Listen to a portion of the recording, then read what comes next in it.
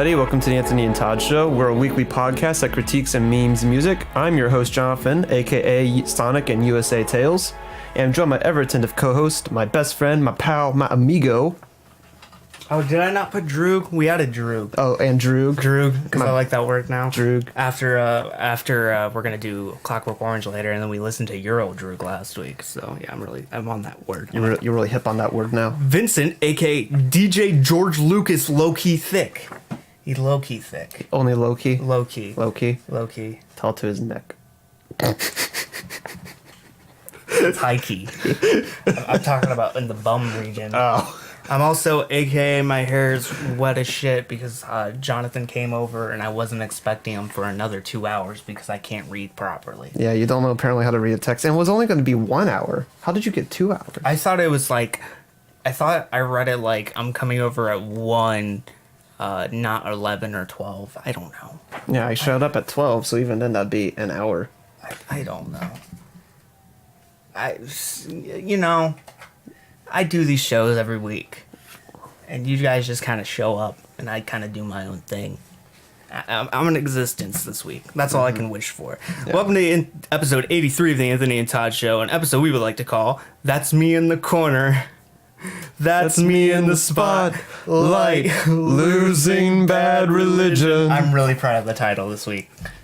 One of the shames of not recording this episode last week, because Jonathan got in a car accident. Someone hit me. It wasn't my fault.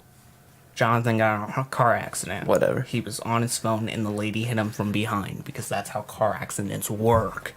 It wasn't on my phone. I mean, I guess kind of. My music was playing from it, but that's it. Ooh. The lady who hit you is going to use this as evidence that you were actually at fault. You're going to go to jail for 5 to 2 years. So more if I committed like an actual like crime against somebody. Yeah. Okay, cool. Because capitalism. Yeah. Today we're going to be going over the latest projects from Northampton MC Slowthai, who drops his debut studio album with Nothing Great About Britain. Is that how it's pronounced? Slowthai? Yeah, I never like knew how it's pronounced. I never. I'm just going to say that. If we fuck up, we fuck up. You know? London-based punk band USA Nails with their 4th album Live Cinema. Leeds punk trio Drahla drops their debut album with Useless Coordinates. And Bad Religion just does something on Age of Unreason. I just don't know what it is. Today's theme song, which is one of my shitty demos that I make every week for the show, is called Jonathan Smells. For Trevor, I usually just have like an abstract word or just like a random word. But for you in particular, I'm going to have songs that just insult you. You're an ass. You're such an ass. As we mentioned, the show was going to happen last week. Jonathan got a fender bender. That wasn't his fault, or was it? We don't know yet. No, we do know. We're going to let the court decide. The court already did decide. Tell that to the judge, who is also me. Oh my god. And that lady who hit you. I bet she wants to agree with my terms as well. No, she straight up agreed it was her fault. I'm very convincing guy. No, you're not. Yeah, I'm not. I've been friends with you long enough to know that that's not true. I convinced you to do this. That's something. Yeah, see, here's the difference between this isn't you convincing, this is me being stupid. So I'm good convincing. I find the moments when you're stupid enough to come over here and talk about music. I'm stupid. That's literally every moment.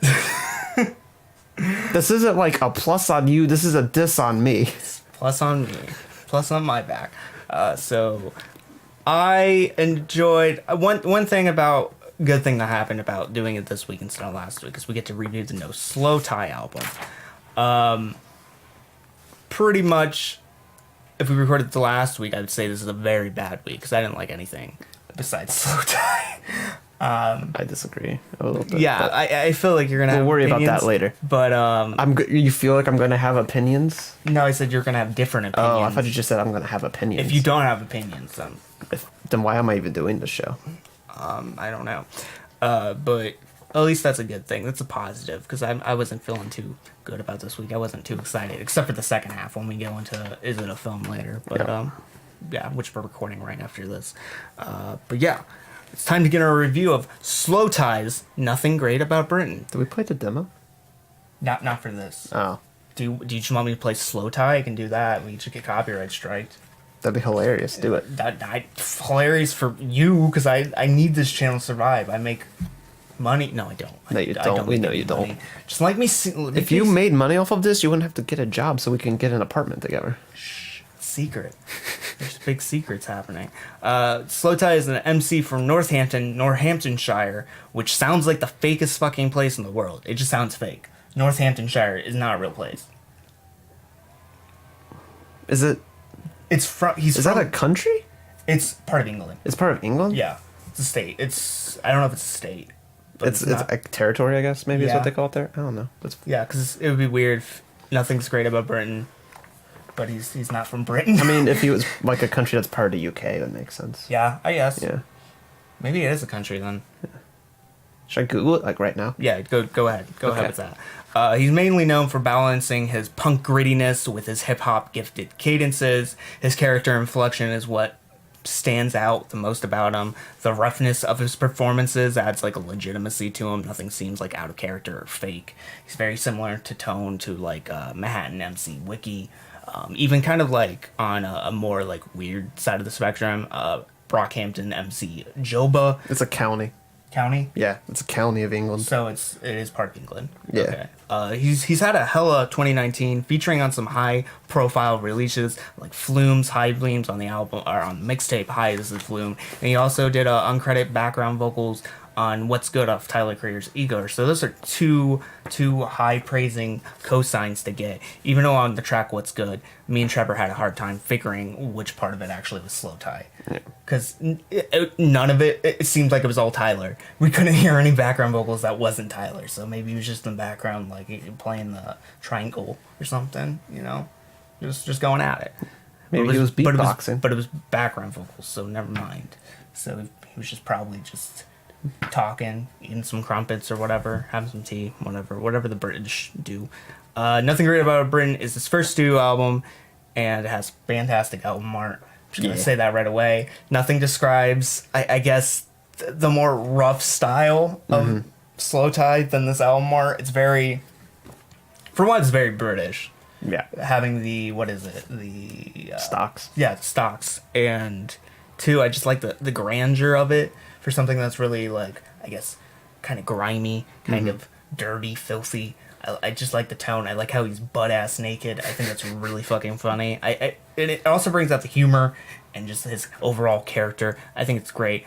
Yeah, this is his first studio album. It's 11 tracks, 32 minutes on the regular version, and there's 6 bonus tracks that are made from, like, previous EPs or singles from the past, like, 2 years. And that comes out on 17 tracks. 51 minutes. I think both of these versions are fine. I think the expanded kind of bonus track version is just a little bit too long. It's too long. I think some of the better tracks are on the second half.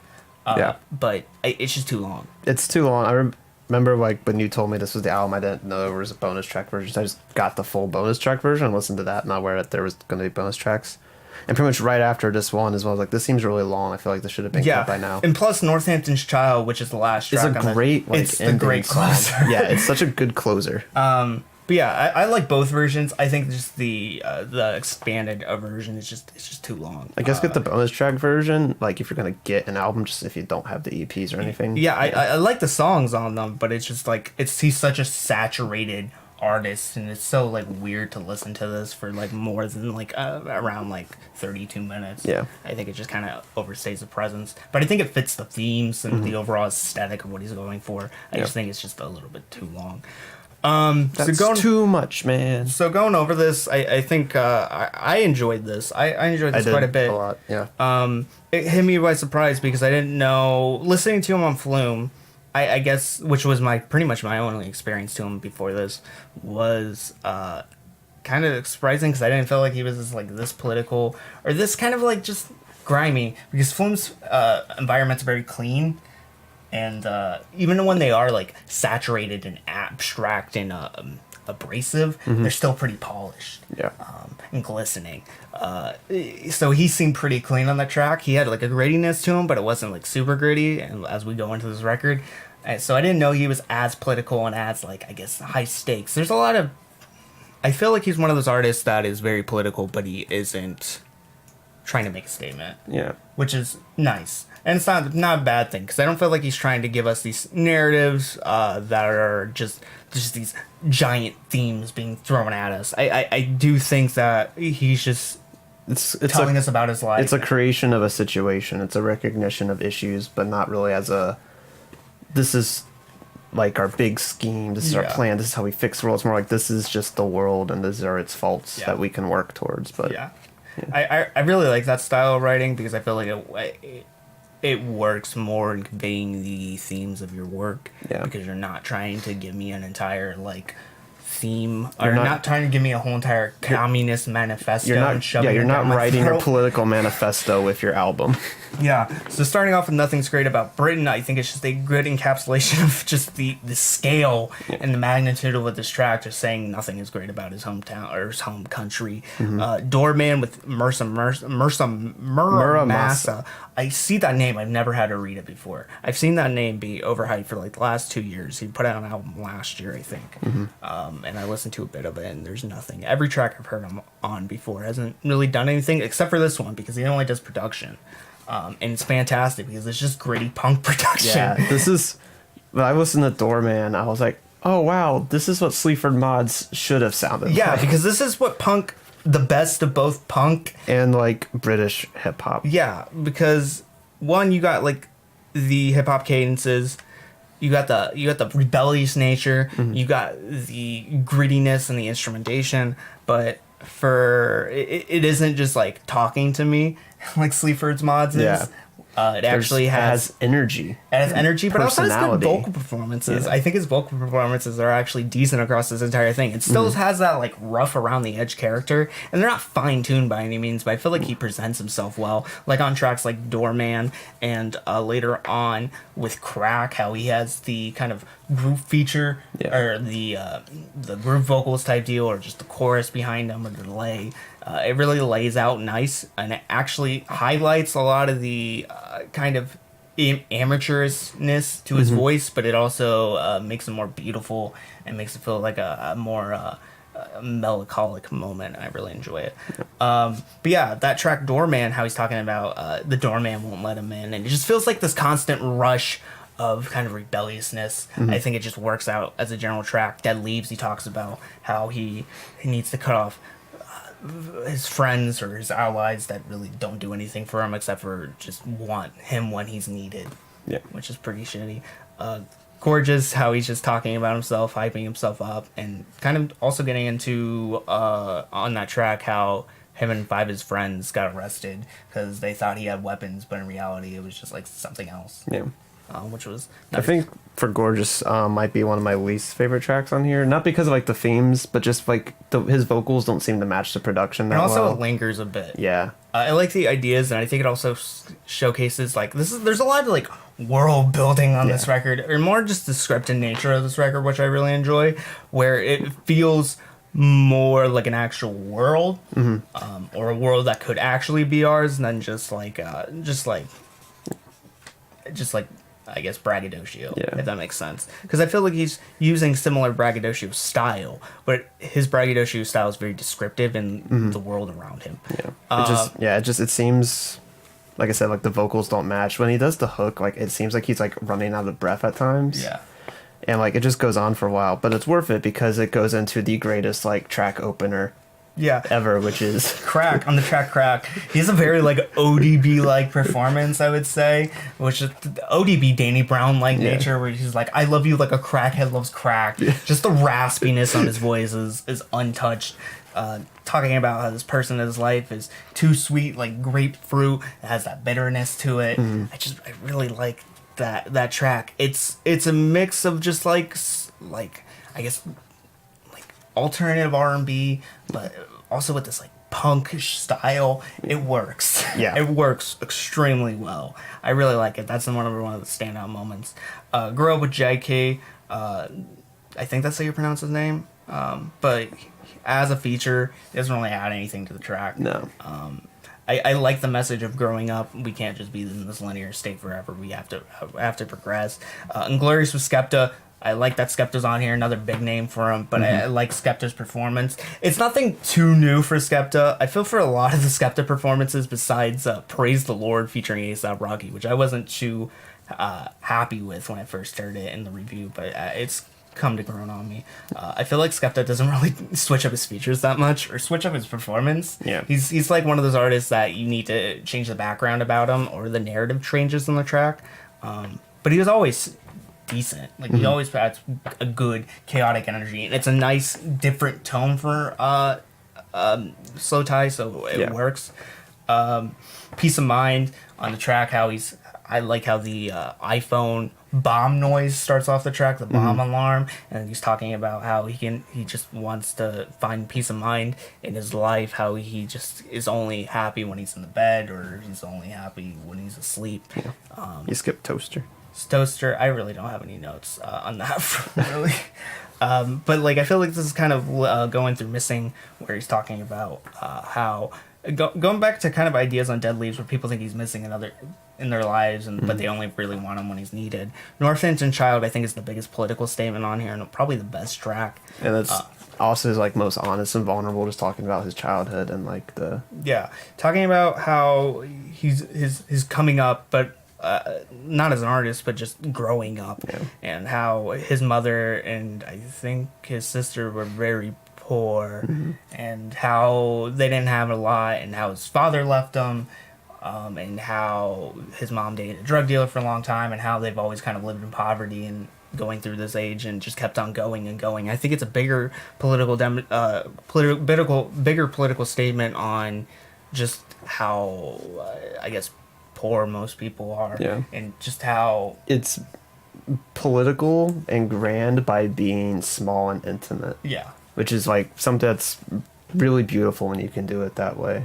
It's just the constant story kind of growing and growing of just how poor they are and how they keep on struggling and how issues happen and how people like the mother's boyfriend, who is the drug dealer, just like evaporate and leave, and how they keep on progressing and how struggles coming in and out of their life, I think is really nice. And it's a bigger social issue that's being demonstrated. I don't think that was his intention, because it was more just demonstrating his own life, but it comes out that way, which is really nice. I think it also highlights a good deal of the topics that come on the bonus track, Drug Dealer, where he's talking about what a teacher asked him what he wanted to do with his life, and he says drug dealer because he can't do anything else, making the idea of drug dealer for a lot of people is the most reliable job they can get, even though it's illegal. Kind of a weird thing to explain, like the whole like cycles of poverty, how like you're put in a bad situation and you're not given the resources to get out, so you just have to continue to Rainbow, I think, is another great moment, because he's talking about being mixed, but it isn't stupid. Like, it isn't like a meme like Logic does it, but it isn't just based on the idea of being mixed. It's based on the backlash to being mixed, and kind of how people interact with them. But it isn't just a stupid idea of, look at me, I'm special. It's more of, this is what I have to go through. These are the struggles I face. It's not just about the topic alone. He evolves it past, which I think is really nice. And that's all I really gotta say. I really enjoyed this. I think some issues that he comes up with, I think more expansive production. There's a lot of strings and pianos on this. I like a lot of the background production. I think it's very minimal. I like that minimalist aesthetic. I wish there was more switch ups like Doorman. I wish there was more features like Skepta that would pop up. I feel like in the grander scheme of things, I just want more, which is a good thing, because I feel like he's leaving me wanting more. I think I got that. This is a great debut. I really enjoyed it. It just needs beefing and some fine tuning, but I think for the most part, he hits it out of the park pretty good. I don't really have any more complaints, except for I think it just needs to be a little bit more polished, and that's it. It's a fantastic album. It was an album I had no prior knowledge of, like in terms of like both like Slowthai, however, and or like the album existing until you're like, hey, let's check it out. And I saw the album cover, I was like, yes, and then it didn't disappoint. It was a great like album, and it's pretty much, part of me wishes I could have reviewed this at the same time I reviewed Sleaford Mods, because it's like the perfect like palate cleanser for their awfulness, because it's like the same like goals, but like very different ways of getting to it, and one actually succeeds and the other one sucks. Yeah. Keep in mind that all scores are futile, meaningless. Right now, at this current moment, I think this is like an 8. I enjoyed 8. it. Yeah. 8. But yeah. Wow. That nothing's great about Britain, but is anything great about USA Nails? Yes. Time to get into a review of USA Nails Life Cinema. So USA Nails, London-based punk band. This is their 4th album. Let me look up. I always get the order wrong. This is their first album in, I think, like 2 years. Yeah. 2 years. I didn't write any show notes. I didn't. I should have. I thought Jonathan was just going to take this away and go with the swinging. This is one of the reviews this week I did not care about. Yeah. Because personally for me... I forgot to get the notes out. Personally for me, going over this, it didn't do anything for me. Okay. And I'm just going to kind of make some broad statements because I feel like there really isn't anything to go into too much detail on this for me. The fact of the matter is, with this USA Nails album, Life Cinema, it's only like 25 minutes, which is appropriate length for like a punk album. Yeah, and I think it tries to do this like short rush of aggression, but for me, it just doesn't stand out. Yeah, this is I finally got the notes up. This is their 4th album. Their 3rd one, Shame Spiral, was the first album that noted like a notable like change in like production quality. Their first one, Sonic Moisted, and their follow-up to that, No Pleasure, both were these like fast, aggressive noise punk albums that had like a lot of grime to them, especially in the vocals. And then the Shame Spiral, they like added some cleaner elements, but they kept like the rawness and the aggression, just cleaner production. And to me, that's always been like their best album. And so I was really actually looking inside this album because I like this band. There's this like current state of like British punk right now that has like the vocal stylings that this has, and like this kind of throwback to old days of punk, but then throwing a little bit more noise elements into them. And to me, them and then a newer band called Dits have always been like the two standouts from like that specific style. There's some other great ones, John Times 2, but they're much more like heavy on the noise. And so I was looking forward to this USA Nails album because they've been one of the standouts of that style. But yeah, I was disappointed in this one. It's not like a hatred or like a this is really bad. It's their personality's gone a little bit, and I like you've said. I don't know if I hated this. I just didn't like it. Like it just didn't do anything for me because it's too clean for them. It's clean, but in one sense it's just like bland. I feel like I'm just eating like baking powder. Yeah, like I need like a entire dish or like other elements of food to go with it. Yeah, there's like elements that like showcase like what they did that was like really good in their previous albums, like in Smile when like he just starts screaming like and I smile like repeatedly. Mm-hmm. They did that a lot in like their earlier albums in a way that like was really like rough and hard, like pretty much fit with the noise punk aggression that like made sense. What was it? Microphone, they do the same thing. But again, like every element that they've done in this album that's like cool and interesting, they've done better in previous track albums. I still think it's a good album. It still definitely stand out from the rest of that like area and that movement. But it is a notable step back for them. And my idea of this is kind of like you can make music that's very samey mm-hmm. and has done other things, has been done in that genre, but you need your own character to go with it. Yeah. Idols is a great example of that. If you want to like move into hip hop, Your Old Droog is a great example mm-hmm. of that. They don't do that. There's a missing of character. They do a little bit. The issue I think is that the big unifying characteristic to a lot of these bands right now is vocal styles. Yeah. And they all have like very like Shame, Dits, USA Nails, John Times 2 if they were to like not use so much distortion on their vocals, all have like a very similar sounding voice because they're all like from the same area, so they all have the same like accent styles and the same like vocal like characteristics, and they're all coming from the same place. And that's kind of like just the general issue of like that movement right now. Yeah, but, like one. I'm just sorry to interrupt you. This just kind of came to my mind as I said it. One of the things that kind of like kept me into this album and made the 20 minutes more enjoyable to listen to, as I thought the guitars and how they're laid out. They have great guitars. were very like, it's what punk needs to be. It needs that like flowing nature. It keeps you in tune the track, but it felt like almost like the core of their these tracks were built on the guitars. Instead of like the percussion. It just felt like the most like soothing and flowing and thing that kept it grounded was the guitars. Which was weird. That's how they've always been. That's kind of one of the things I've always liked about USA Nails is like they can focus on like both like the flowiness, but also like some like machine gun like punchiness of it. And that's something they've always done really well, and they've always built it around it. It's always been more unified to it better, and then like the sudden breakdowns into like just noise. Yeah. Our things they've always done well. This album just doesn't do it as good as they've used to. Yeah. There's some tracks on here that I think they're like just they're just like a few steps away from just changing the gain from like 0 to like up 10. And they just sound like a Daughters track. Maybe an older Daughters, but not like a newer Daughters. Not like noise, more punk. Yeah. But it just sounds like there's just not a lot of scripted elements about this record for me. And, which is a shame because I feel like this is like a perfect size length of album, perfect amount of material, but it just doesn't resonate. Also, the Life Cinema reprise thing at the end is awful. I like chiptune. I did chiptune. That's just like was out of place. It was random. I didn't see the point of it. It wasn't done well. Which is hard to mess up chiptune. Yeah, and I think it's just because there's nothing that like build up to it or suggested it. Just like you have Smile, heavy aggressive noise punk, Creative Industries, heavy aggressive noise punk, Life Cinema. Basically, just go down track heavy aggressive noise punk for like all of them, and then you get Life Cinema reprise, which is that, which just makes no sense. Yeah.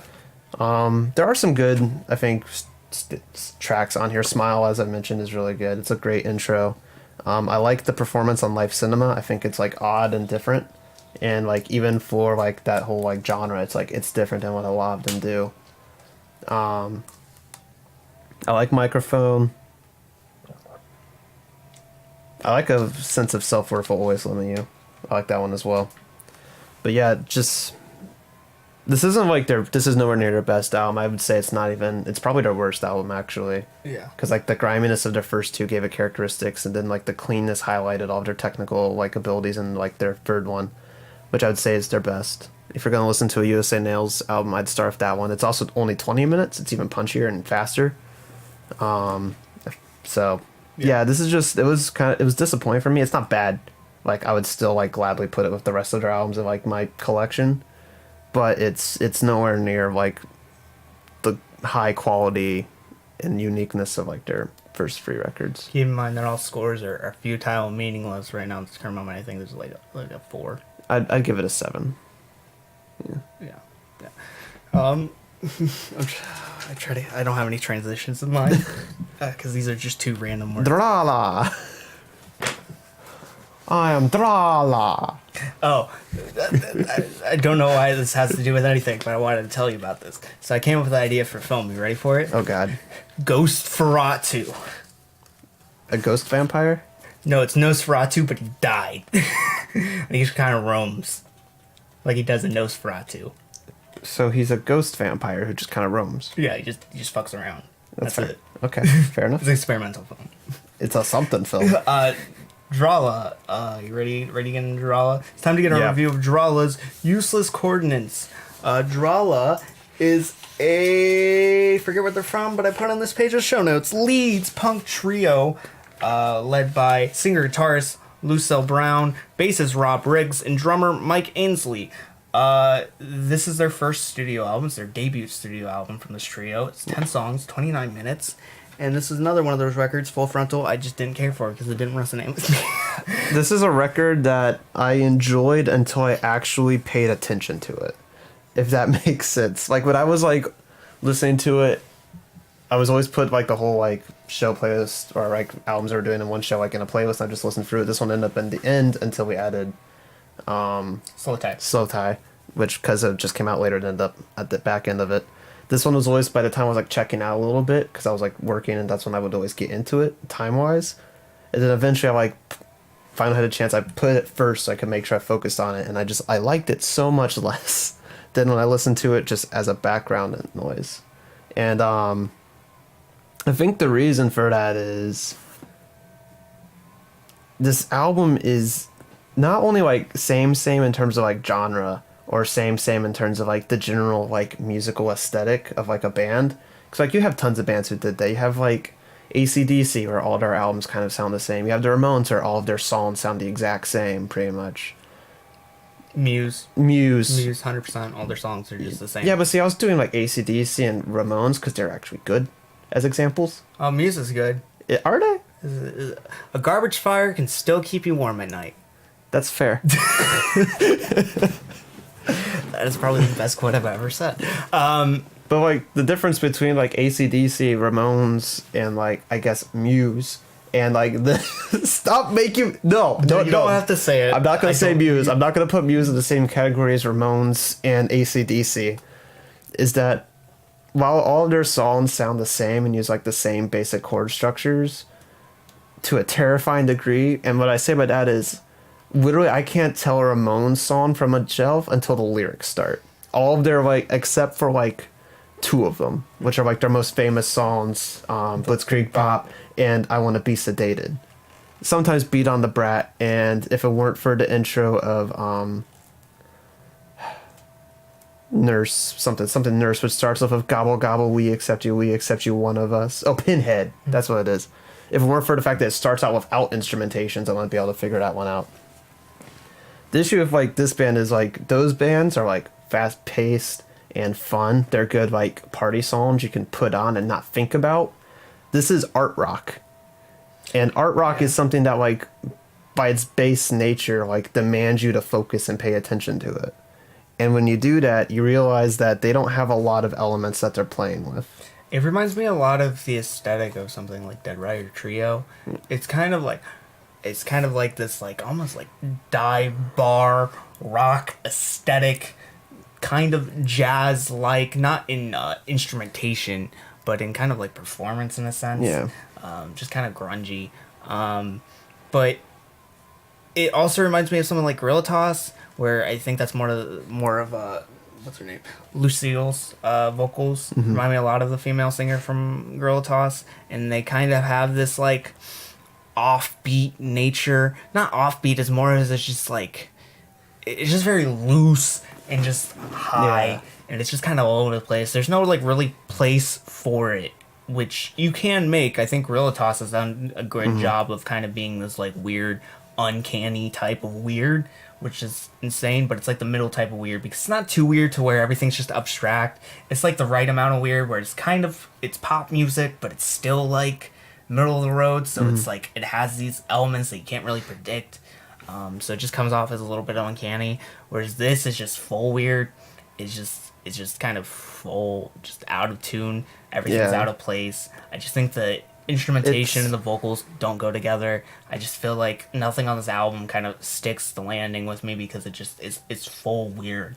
It doesn't, but it's not full weird in the sense where everything across this album is predictable or unpredictable, because it is a very predictable album. Yeah, once you've gone to Stimulus for Living, you've heard every element that they're going to be putting into this album. You've heard every like weird switch up that they're going to try to do, like because you have like Gilded Cloud, which does like this like drum heavy bit, and then immediately goes into like the regular sounding like shit that they do for all of the albums, and then they just do that again, React Revolt, except they replace the drums with a saxophone.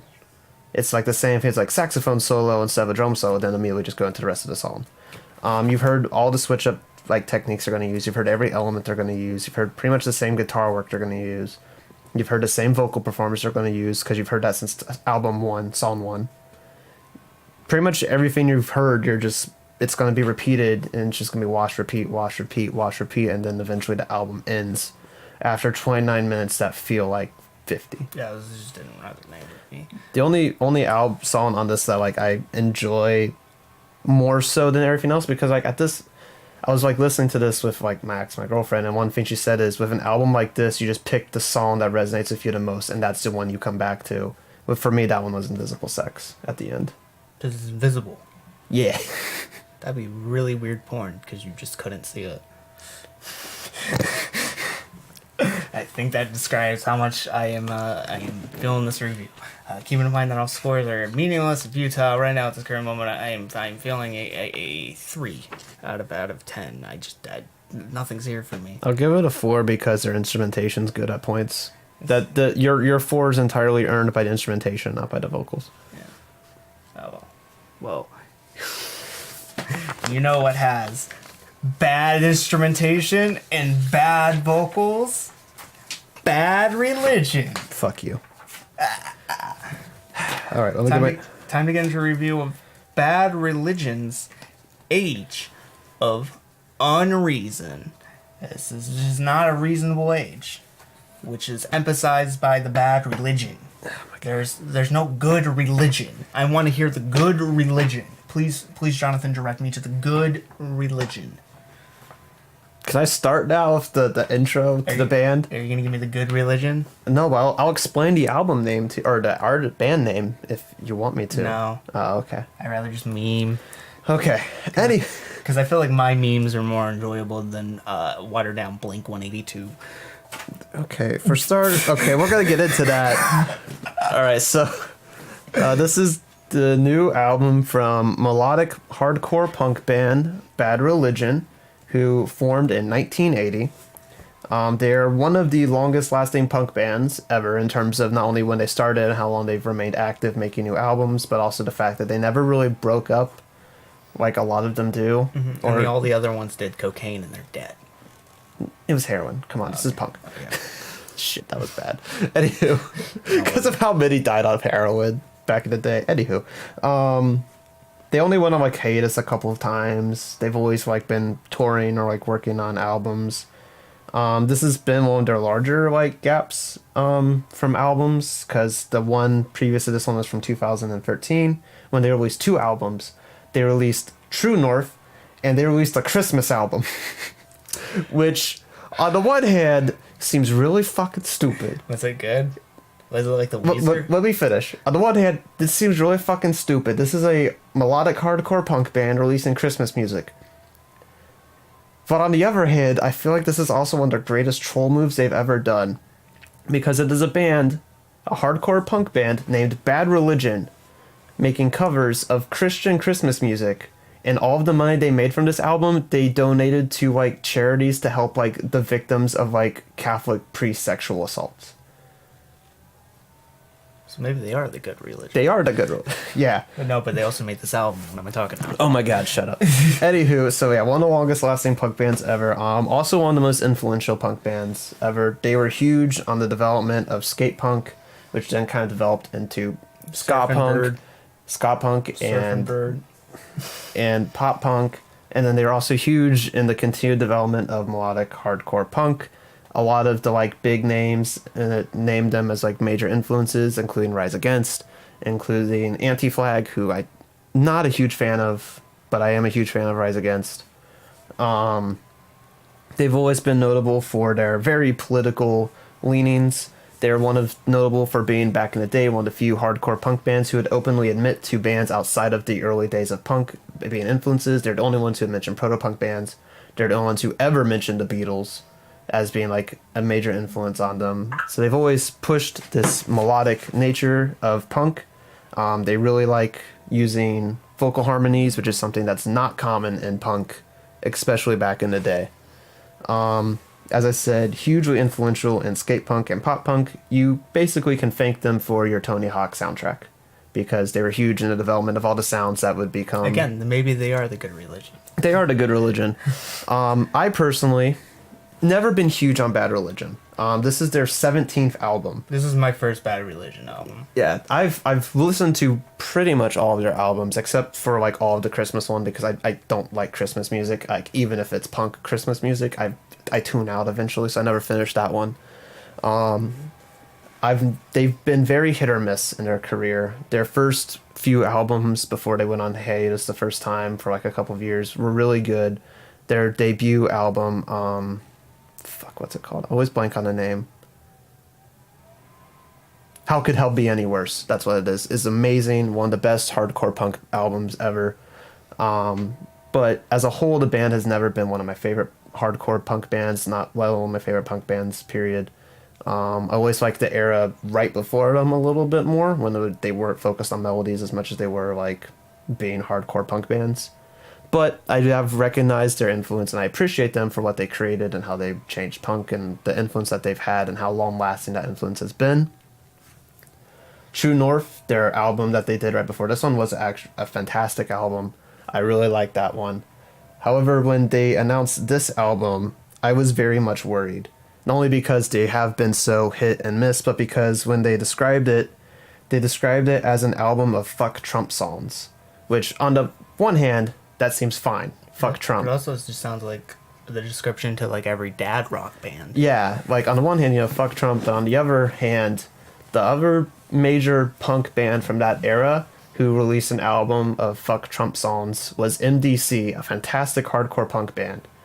And they released the worst album they have ever made when they released Mein Trump, which is a stupid fucking title, an even worse song, and it was just a bad album. It was a terrible album.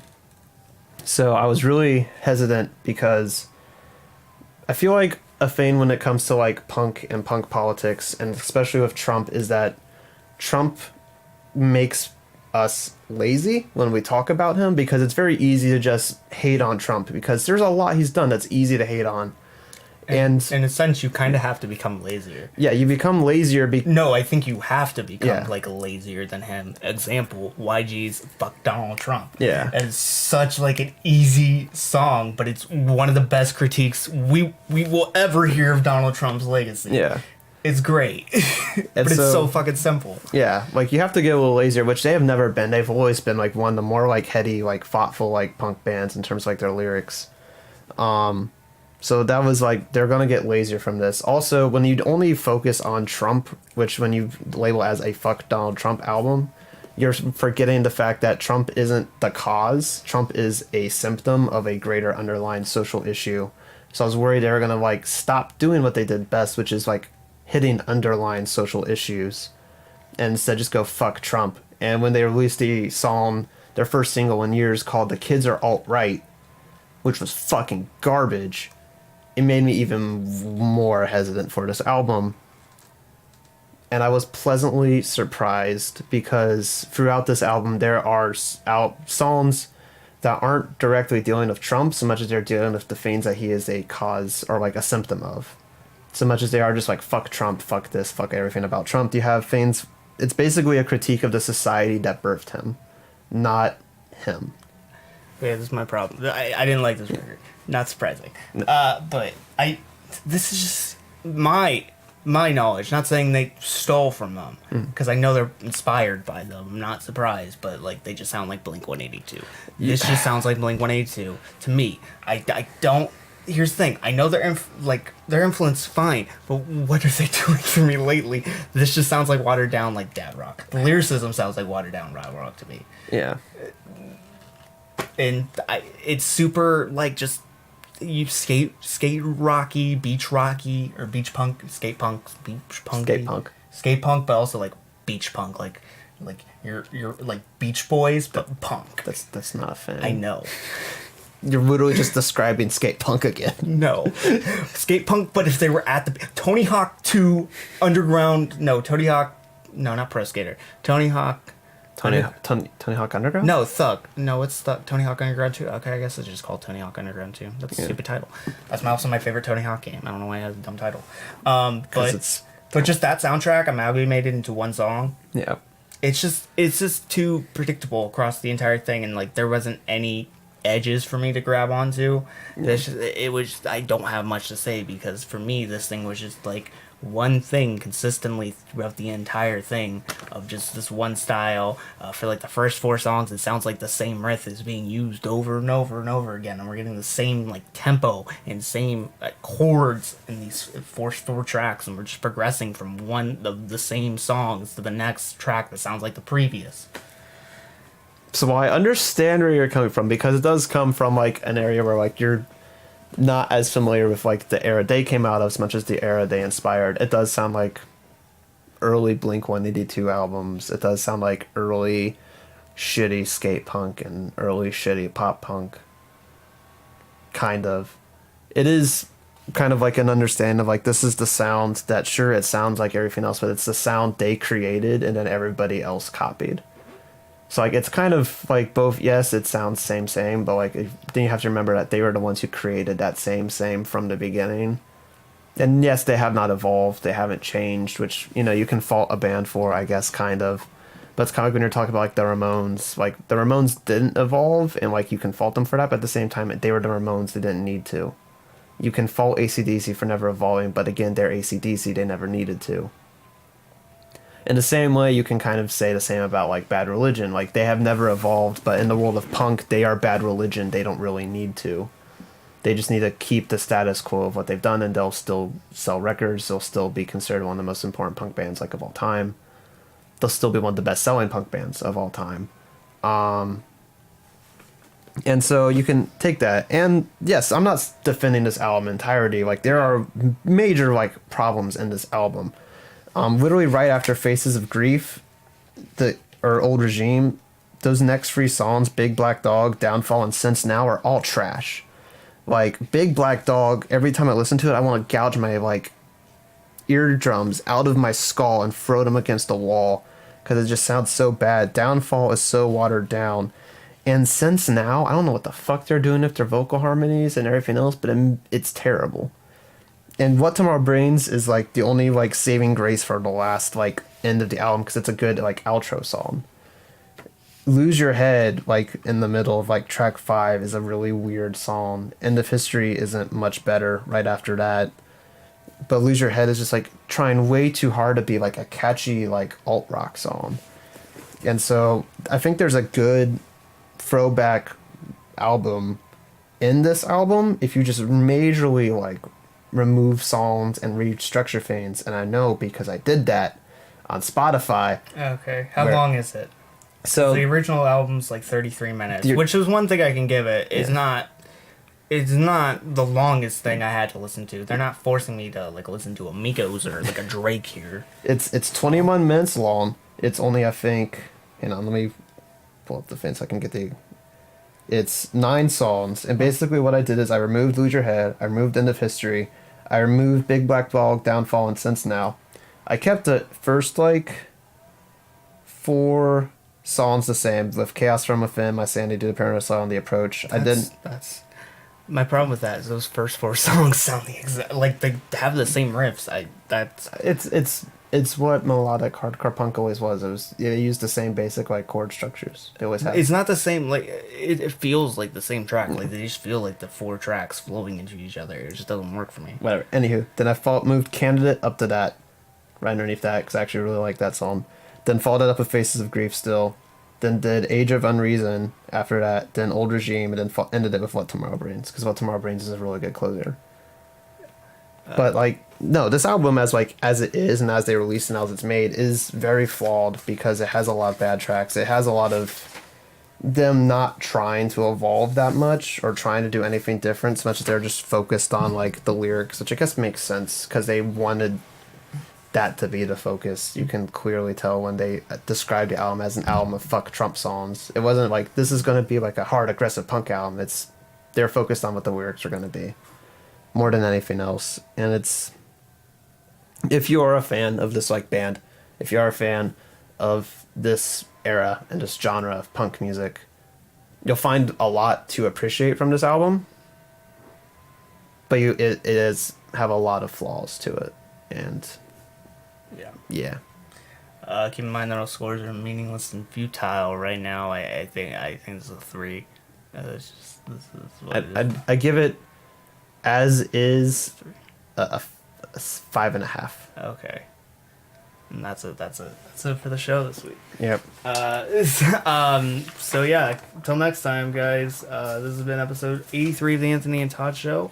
If you want to check up with us if you want to listen to more of these podcasts and you're listening to the podcast form, make sure you subscribe to the podcast through whatever medium you're listening to, iTunes, Google Play, Spotify. Make sure you subscribe to us on YouTube at youtube.com/Anthony and Todd Show, at Twitter, at Instagram, at like our Facebook page at Anthony and Todd, all at Anthony and Todd, twitch.tv/Anthony and Todd Show if you want to watch our Twitch streams, and if you want to donate money so I can buy a riot shield and go around my neighborhood protected from the mailman.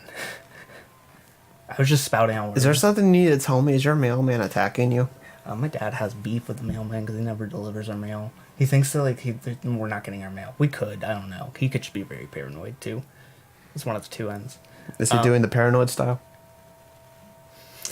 Patreon.com/Anthony so I can buy me a new pair of headphones that block out Jonathan, so I can just talk to myself in my own echo chamber, which is really fun. Until next time, guys. This has been episode 83, an episode we would like to call "That's Me in the Corner." That's me in the spotlight, losing bad religion. Okay, that's it. Until next time, guys. I'm Vincent. I'm Jonathan. See you, boyos.